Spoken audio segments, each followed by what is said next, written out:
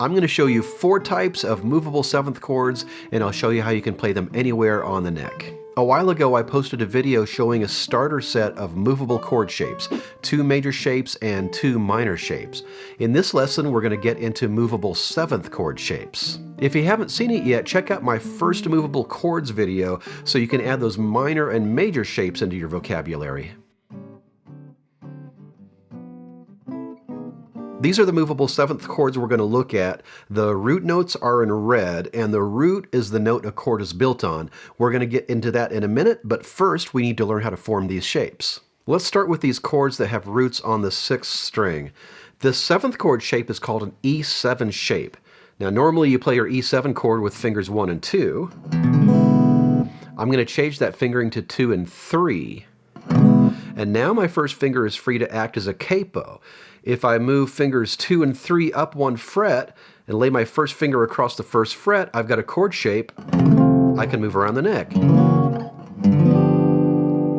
And even though it looks different, this other shape is also an E7 shape. All we're doing is taking away the notes on strings 1 and 5. The full E7 shape is a bar chord, so you need to lay your finger across all 6 strings to make it work. For this other E7 shape, I'm muting strings 1 and 5 with my left hand. I'm muting the 5th string with the pad of my first finger, and I'm muting the 1st string with this part of my hand. And hand sizes and guitar sizes vary, so you may touch a different part. Doesn't matter as long as the 1st string and the 5th string are muted. So you can do a full strum. This is going to take some practice, but I really recommend learning this shape. Bar chords can be kind of hard on your hands, and even though this shape uses more fingers, there's less wear and tear on your hand. And if you play a lot of jazz and blues like I do, this is the shape you just have to know. You might find these chords easier to play around the middle of the neck. I recommend learning how to play them somewhere around the 5th fret and then working your way up or down the neck.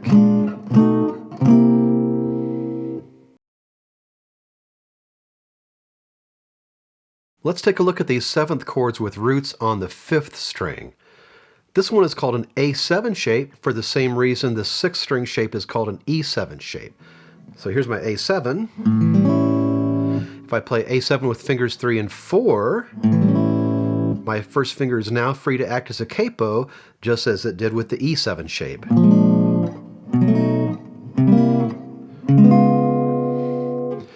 This is a 5-string shape, so when you play it, avoid playing the 6th string. The A7 shape is a bar chord, but this other shape is not. This shape is a C7 shape. Now, if you already know how to play a C7 chord, then you can play this shape.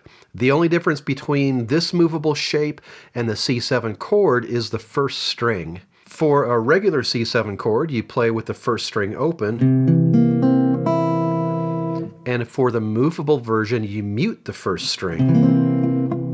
And that way you have no open strings, and you can move it around. Now I'm muting the 1st string with that C7 shape with the pad of my 1st finger. Now it doesn't really matter which digit you touch it with, as long as you get a muted string. Since this is a 5-string shape, you want to make sure you avoid playing the 6th string, and also this C7 shape is the preferred shape for jazz and blues. Let's talk about these root notes. The root is the note a chord is built on, and for the 6-string shape, the 6th string is your root, and surprise, for the 5-string shapes, your root is on the 5th string.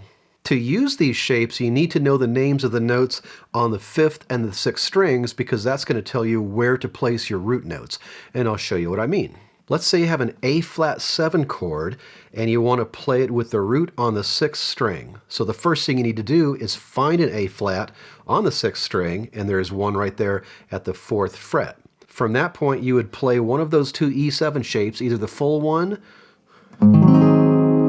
or the 4-finger one, with the root note placed right there on that A-flat, string 6, fret 4. If you wanted to move that up a fret, now it's an A7 because my root is on the A on the 6th string. And if move it up again, got a B flat 7, move it up again to the 7th fret, we've got a B7. Now let's say we want to play an E flat 7 with the root on string 5. First thing we want to do is find an E flat on the 5th string, and that's going to be at the 6th fret.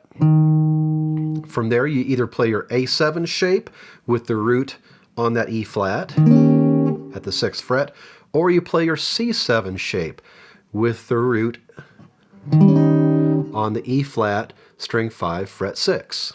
You could move it up a fret, and now it's an E7 because my root note is on the E. Move it up another fret, so the root is on the 8th fret, that's an F7. Move it up another fret, you have an F sharp 7.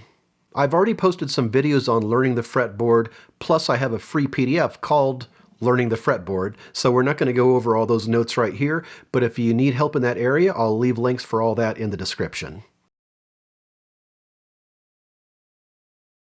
Here's a standard B-flat blues progression, and we're going to play this with movable 7th chord shapes. First thing you want to do is find a B-flat on the 5th or 6th string. There's a B-flat on string 5, fret 1, and there's a B-flat on string 6, fret 6. And I'm going to go with the B-flat on the 6th string. Since our root note is on the 6th string, we're going to play one of those 6-string 7th chord shapes, either the full E7 shape or the 4-finger shape. And I'm going to use the 4-finger shape, but there's nothing wrong with playing the bar chord. And then we want to play all of our other chords as close to that B-flat on the fretboard as we can, so we're not scooting all over the fretboard. There's an E flat on string 5, fret 6, so that's pretty close. Since that E flat is on the 5th string, we're going to play one of our 5th string 7th chord shapes, either the A7 shape or the C7 shape. And there's an F really close to that E flat. It's on string 5, fret 8, so you just need to move 2 frets higher with whatever shape you're using for the E flat 7. So if you're playing your A flat 7 shape, that is, to play the E flat 7, you just move it up to the 8th fret for the F7. And if you're using the C7 shape, which is what I'm going to use for our playthrough, you just move that up 2 frets, so the root note is on the 8th fret, which is your F.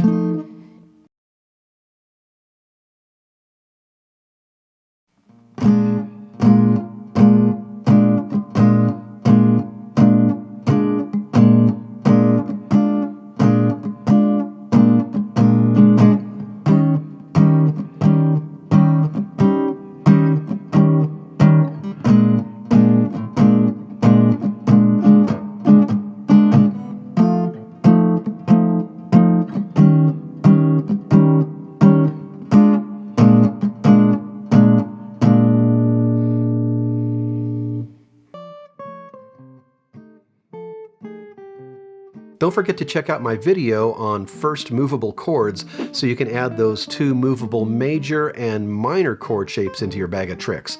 I'll put a link for that in the description.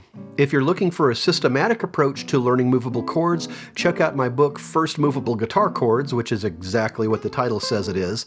And if you like jazz and blues, maybe check out my book 3-Note Jazz Guitar Chords, which is also exactly what it says it is. And if you want to take a deep dive, check out my Rhythm Guitar Book 3. It has tons and tons of movable shapes. Movable chords are tied into knowledge of the fretboard, so if you need some help in that area, don't forget to check out my videos on learning the guitar fretboard and the free Learning the Fretboard PDF.